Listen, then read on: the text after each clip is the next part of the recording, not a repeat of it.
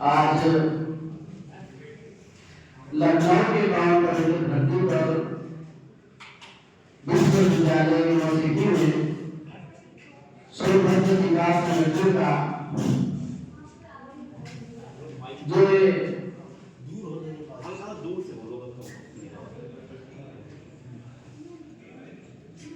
कार्यक्रम रखा हुआ है,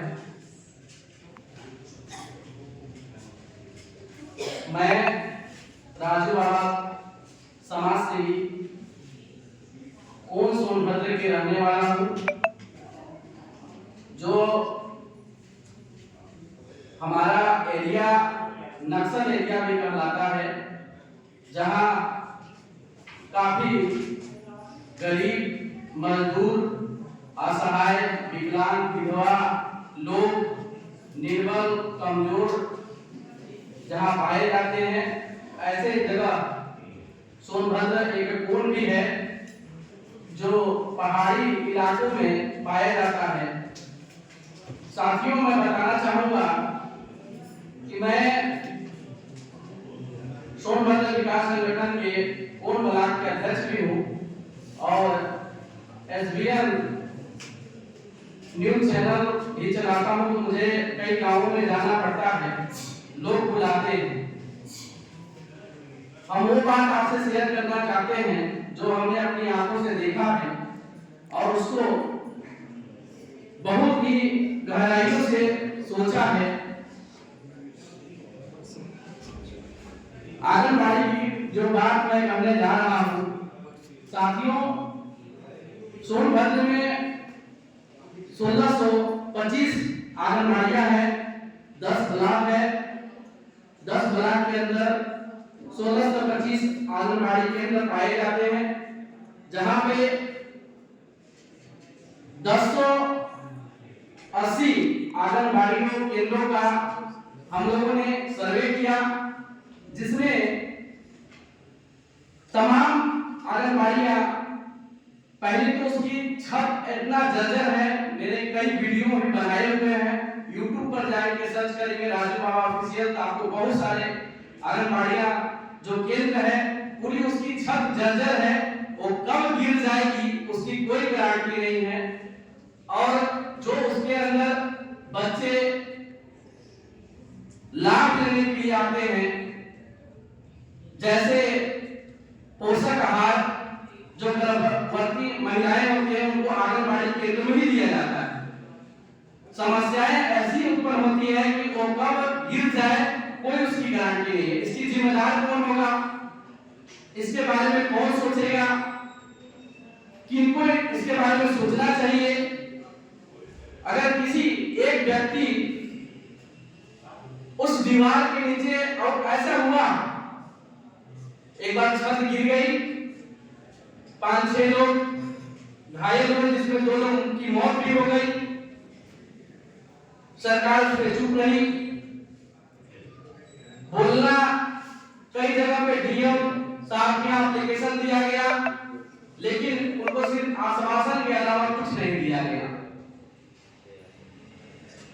आंगनबाड़ी केंद्र में जो पोषक आहार आ रहे हैं, उत्तर प्रदेश सरकार जो पोषक आहार गांव-गांव में भेज रही है, वो पोषक आहार दरअसल में उन लोगों तक पहुंच ही नहीं पा रहा जिनकी सख्त जरूरत है। हमको इस बारे में भी सोचना चाहिए कि आखिर उनको वो पोषक आहार नहीं मिल पा रहा है, तो इसके लिए कौन सी ऐसी व्यवस्थाएं बनाई जाए जिससे कि जो पोषक आहार उत्तर प्रदेश सरकार भेज रही है उन तक डायरेक्ट पहुंच जाए। दीदी, मैं बताना चाहूंगा कि पोषक आहार में इतने घोटाले हो रहे हैं, जैसे चारा घोटाला में जैसे लालू जी ने किया था, ऐसे खुलेआम क्यों न कर दे। मैं जब जाता हूं तो तुरंत, मैं जाऊंगा तो तुरंत सबको बांटने लगेंगे, देने लगेंगे जैसे ही मैं पहुंचता हूं, क्योंकि पत्रकार से लोग डरते हैं और जब मोबाइल चालू करते हैं तो सारे लोग डरने लगते हैं। इसके लिए यहाँ तक कि घूस भी देने के लिए तैयार होते, भैया हम कुछ करिएगा, हम आपको समझ लेंगे। लेकिन उनकी क्या, जिनके बच्चे भूखे मर रहे हो,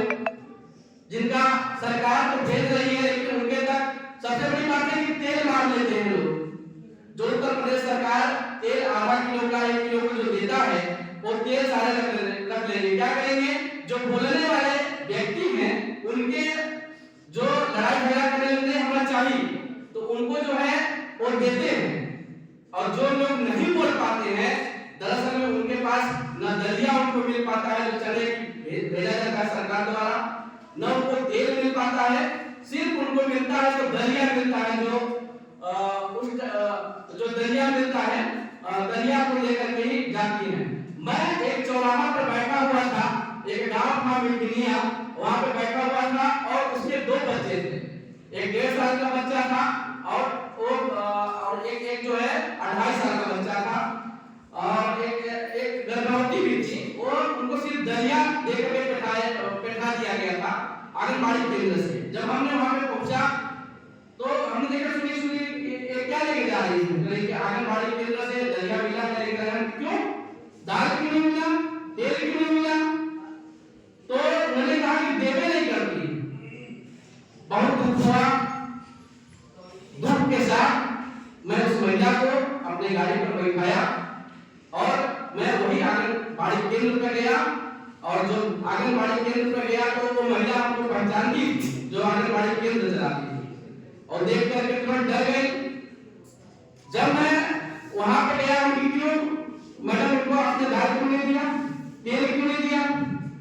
अरे राजू बाबू खत्म हो गया, मैं अच्छा एक काम कर तू तलवा देना इनके दे दो, ठीक, फिर थोड़ा अगला बार में हम दे उसको तेल दिया, दाल दिया।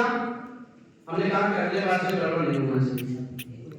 सरकार अगर आपको दे रही है तो आप उन लोगों तक अधिकार पहुंचाइए, ताकि हर सबसे बड़ी बात यह है कि जो बच्चे कुपोषित हो जा रहे हैं, हमारे गांव में बहुत सारी समस्याएं हैं बच्चे कुपोषित होने का। दरअसल में क्या है कि जो आशा है, जो एएनएम है, वो सही समय पर न बच्चों का टीकाकरण कर पा रही है, न उनको उनका कार्ड बना रही है, कार्ड भी नहीं बना रही है, न उनको पोलियो ड्रॉप पिलाया जा रहा है।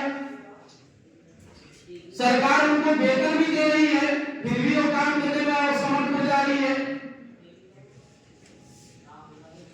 हमने गया ऐसे कई जगहों पर सर्वे किया, जब टीका नहीं करने लगेगा, जब पोलियो ड्रॉप नहीं पिलाया जाएगा तो बच्चे तो कमजोर होंगे। उनका क्या जाता है?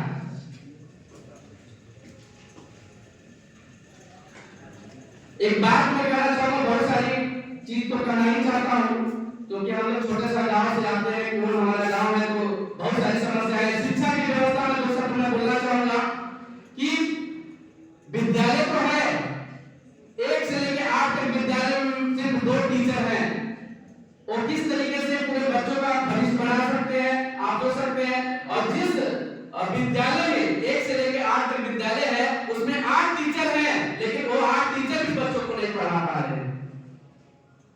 बहुत समस्याएं हैं। आप उत्तर प्रदेश की हर गलियों में जाएंगे तो जितने भी विद्यालय का बाउंड्री आप पहले देखिएगा, सर्वे करिएगा, तो बाउंड्री घिरा हुआ पड़ा रहेगा, और रोड का किनारे जब पड़ा रहता है, अगर बच्चों का जब छुट्टी होती है तो रोड पर अगर जाती है, एक्सीडेंट होता है, उनका मृत्यु होता है, इसका जिम्मेदार कौन होगा? उत्तर प्रदेश सरकार की शिक्षा व्यवस्था बहुत ही घटिया है। इसको सुधारने के लिए हम सभी को सोचने की जरूरत है। शौचालय की व्यवस्थाएं नहीं है, 1 से लेकर 8 तक जिस विद्यालय में शौचालय की व्यवस्था न हो, 8 में पढ़ने वाली बच्ची हमारे दीदी जो 8 में पढ़ती है, उनका उम्र 13-14 साल होता है, वो सोच सकते हैं कि बाहर में सोच कैसे जाएंगे। हम समझ रहे हैं, हमारी विद्यार्थी है, बस बोलेंगे, मैं समझ रहा हूं आपको। तो ये चीज है, अब सोचिए कि कैसे मतलब किया जाए, इसके बारे में आप लोग गहनता करिए। पानी की बहुत बड़ा समस्याएं हैं, आयुष्मान कार्ड तो बन गया है लेकिन उनकी दवाइयां नहीं हो पा रही है, तो हमको इस सब पर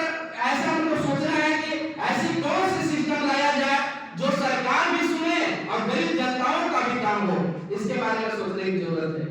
लहरों की डर से नौका पार नहीं होती, कोशिश करने वाले की कभी हार नहीं होती, कोशिश करने वाले की कभी हार नहीं होती।